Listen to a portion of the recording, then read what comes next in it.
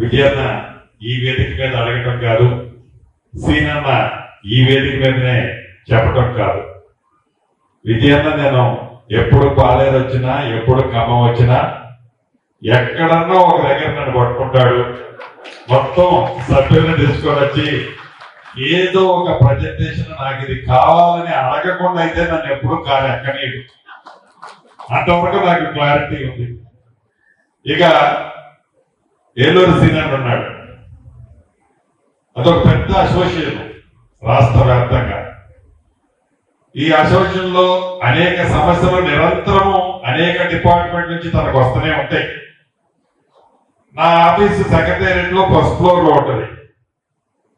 ఇక నిరంతరము తనకి ఆ ఉద్యోగస్తులకు ఉన్న సమస్యలని పరిష్కరించడం కోసం తన వ్యక్తిగతంగా ఎప్పుడు అటు విజయన్న గాని ఇటు సీనన్న గాని వ్యక్తిగతమైన కోరికలు ఎప్పుడు నన్ను కోరరు. వారు కోరేది మొత్తం కూడా ఈ అసోసియేషన్ కి సంబంధించిన ఆ కాలనీలో సంబంధించిన సమస్యల గురించి విజయన్న కోరతాడు.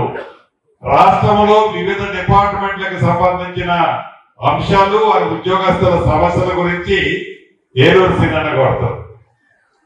అంటే నిరంతరము ఇది ఒక్క రోజునో ఒక గంటనో ఒక నెలలోనో అయ్యి పూర్తయ్యేది కాదు. వారు ఏవైతే కోరుతున్నారో ఈ రాష్ట్ర ప్రభుత్వ పక్షాన రాష్ట్రానికి సంబంధించిన సమస్యలు పరిష్కరించే దాంట్లో ఫైనాన్స్ మంత్రి, ఉప ముఖ్యమంత్రి గారు గౌరవనీయులు భట్టి గారు గాని, దానికి ఒక ఎక్స్క్లూజివ్లీ ఉద్యోగస్తులు రాష్ట్ర వ్యాప్తంగా ఉన్న ఉద్యోగస్తుల సమస్యల పరిష్కారం కోసం ఒక సీనియర్ ఐఏఎస్లతో ఒక కమిటీ వేసి ఆ కమిటీ రిపోర్టు ఆధారంగా వాటిని ఎలా పరిష్కరించాలనేది కొన్ని విధి విధానాలు తయారు చేసి దాంట్లో కొన్ని ఇంప్లిమెంటేషన్ చేశాం. యథార్థం రాష్ట్ర ఆర్థిక పరిస్థితి బాగలేని కారణంగా ఉద్యోగ సోదరులకి 1వ తారీఖు నాడైతే జీతాలు ఇవ్వగలుగుతున్నాం, కానీ ఆనాటిలాగా 15వ తారీఖు 20వ తారీఖు దాకా కాకుండా మిగతా అంశాలలో ఒక అడుగు వెనక ముందు అట్లా పూర్తి చేసుకుంటా విడతల వారీగా వస్తున్నాం.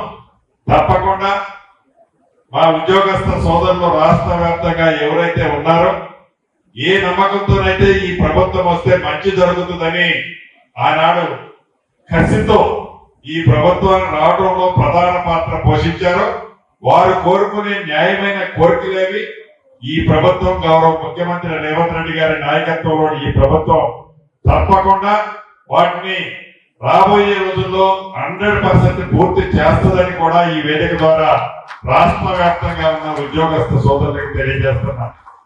ఇక నా నియోజకవర్గం పాలేరు నియోజకవర్గం ఏదైతే విజయన్న గాని ఈ వెల్ఫేర్ అసోసియేషన్ సభ్యులు కానీ అనేక పర్యాయాలు నాకు కలిసినప్పుడు అంతకుముందు ఇది పెద్దదండ గ్రామ పంచాయతీ కింద ఉండేది.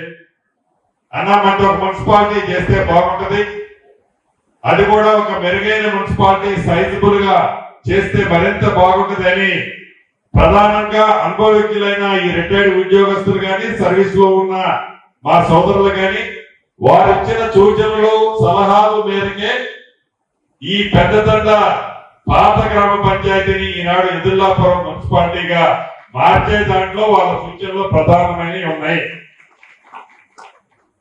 కొత్త మున్సిపాలిటీ అయినప్పటికీ ప్రజాదీవులతో మీ అందరి ఆశీస్సులతో ఈ ప్రభుత్వం వచ్చి 2 సంవత్సరాలు పూర్తయింది. 2 సంవత్సరాల్లో సుమారుగా ఈ మున్సిపాలిటీ వరకు రిటైరింగ్ వాళ్ళు కాకుండా 262-63 కోట్లు ఇప్పటి వరకు ఈ మున్సిపాలిటీకి నేను ఇచ్చాను. ఇంకా అవసరం ఉంది.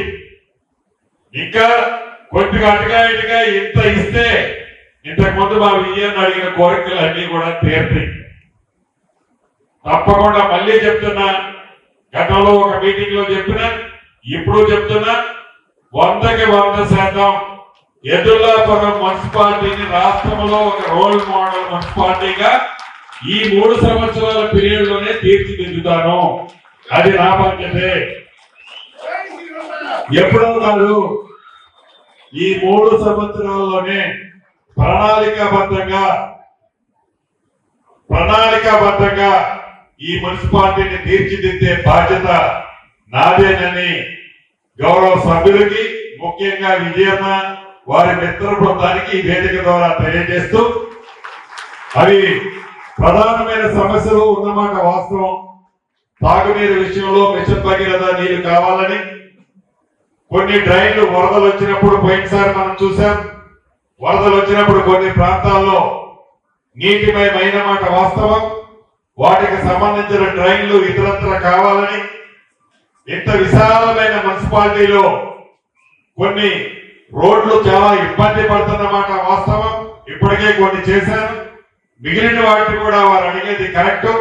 వాటిని కూడా కావాలని ఎలక్ట్రిసిటీకి సంబంధించి కొన్ని ఇబ్బందులు ఉన్నాయన్నారు. వాటిని ఈ సీజన్లోనే కంప్లీట్ చేస్తానని ఈ వేదిక ద్వారా వారికి తెలియజేస్తున్నాను. ఇవి కాకుండా ఒక మంచి పార్క్ కావాలని, ఒక వాకింగ్ ట్రాక్ కావాలని, ఒక జిమ్ కావాలని కూడా మిత్రులు అడిగారు. వాటిని కూడా ఈ సీజన్లోనే ఒక షేపుకు తీసుకొస్తానని కూడా ఈ వేదిక మీద నుంచి మా కమిటీ సభ్యులందరికీ తెలుపుతూ, ఒకసారి మీ అసోసియేషన్ కి సంబంధించింది బిల్డింగ్ ఇతరత్ర అడిగారు. తప్పకుండా నేను కమిషనర్ చెప్తాను. ఒకసారి మీరు కోఆర్డినేట్ చేసుకోండి. మంచి ప్లేస్ ఏదో తనను 2-3 సెలెక్ట్ చేయమంటాను. ఈ ఎలక్షన్ లో అంటే షెడ్యూల్ రాబోతుంది కాబట్టి ఆఫ్టర్ దిస్ మనం కూర్చొని దాన్ని షార్ట్అవుట్ చేస్తానని కూడా ఈ వేదిక ద్వారా మా కుటుంబ సభ్యులందరికీ మనస్ఫూర్తిగా తెలియజేస్తూ, ఇక్కడ మీకు చివరిగా ఒకటే చెప్పదలుచుకున్నాను. ఇది ప్రజా ప్రభుత్వం. ప్రతి వాళ్ళు స్వేచ్ఛగా మీ మనసుల్లో కోరికలు గాని మీ ఆలోచనలు గాని పాలుపరుచుకునే అవకాశం ఈ ప్రభుత్వం అన్ని వేళలా అందరికీ అన్ని ప్లాట్ఫామ్స్ మీద ఇస్తుంది. నియమ నిబంధనలు ఏదో కంట్రోల్ చేయాలనో ఏదో ఇబ్బంది పెట్టాలనో మీ మనసుల్లో మాట మనసుల్లోనే దాచుకునే విధంగా వాటిని బయటికి రానికుండా ఉండే విధంగా కాంట్రాక్ట్ వేసి వాటిని అక్కడే ఆపాలనో ఈ ప్రభుత్వానికి ఎప్పుడూ ఉండదు. అందరం గౌరవ ముఖ్యమంత్రి గారితో సహా మంత్రివర్గ సభ్యులు, సహచర శాసనసభ్యులు వారి వారి నియోజకవర్గాల్లో ప్రజానీకానికి నిరంతరము అందుబాటులో ఉండే ప్రభుత్వం ఇది. ప్రజల కష్టాలు ప్రత్యక్షంగా చూసిన ప్రభుత్వం కాబట్టే సంక్షేమ కార్యక్రమాలు ఆనాటి ప్రభుత్వం ఏవైతే 10 సంవత్సరాల్లో మంచి అంటూ చేసిన వాటిని దేశజాలకపోకుండా ఏ ఒక్క మంచి సంక్షేమ కార్యక్రమాన్ని ఈ ప్రభుత్వం తీసేయలేదు. అవి తీసేయకుండానే ధనిక తెలంగాణ రాష్ట్రాన్ని అప్పుల పాలు చేసిన 1వ తారీఖు నాడు గవర్నమెంట్ ఉద్యోగస్తులకు జీతాలు ఇస్తూ సంక్షేమ కార్యక్రమాల్లో నిజంగా పేదవాడికి ఏవైతే అవసరమైనవి ఉన్నాయో అది ఇందిరమ్మ ఇల్లు కావచ్చు, నిరుపేదలు కరెంటు బిల్లు కట్టలేని వాడికి 200 యూనిట్లు ఉచిత కరెంటు కావచ్చు, ఆడబిడ్డలకు ఆర్టీసీ బస్సులో ఉచిత బస్సు ప్రయాణ సౌకర్యం కావచ్చు, సన్న బియ్యం కావచ్చు, రేషన్ కార్డులు కావచ్చు.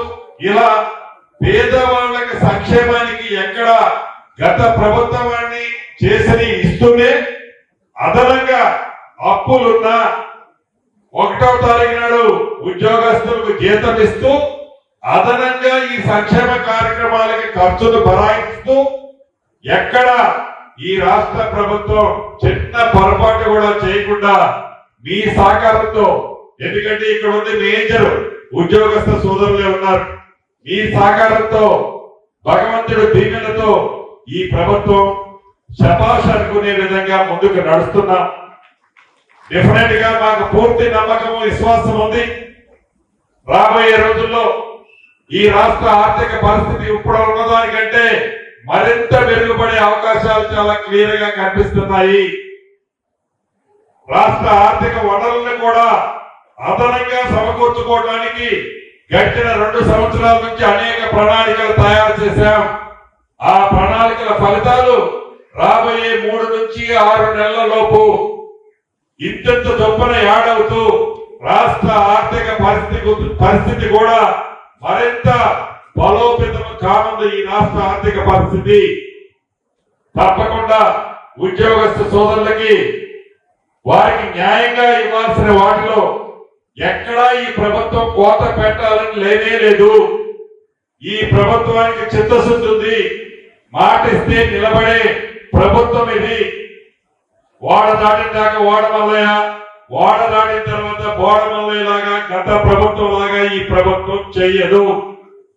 కాబట్టి రాష్ట్ర వ్యాప్తంగా ఉన్న ఉద్యోగస్తు సోదరులు కూడా ఇప్పటిదాకా సహనంతో మీరు మీ ఆవేదనని కొన్ని ప్లాట్ఫామ్ల మీద ఎల్లబొచ్చడంలో తప్పు లేదు. కానీ మరింత కొద్దిగా సహనం ఓపిక పడితే మీ కోరికలన్నీ ఈ ప్రభుత్వం న్యాయమైన వాటిని ప్రతి దాన్ని ఈ ప్రభుత్వం గౌరవ ముఖ్యమంత్రి రేవంత్ రెడ్డి గారి నాయకత్వంలో నెరవేరుస్తామని కూడా ఈ వేదిక ద్వారా ఇక్కడున్న ఉద్యోగస్తులకే కాకుండా రాష్ట్ర వ్యాప్తంగా ఉన్న ఉద్యోగస్తు సోదరులకి మనస్ఫూర్తిగా తెలియజేసుకుంటూ, ఇక నా ఎదుర్లాపురం అంటే నాకు స్వార్థం ఉంటది.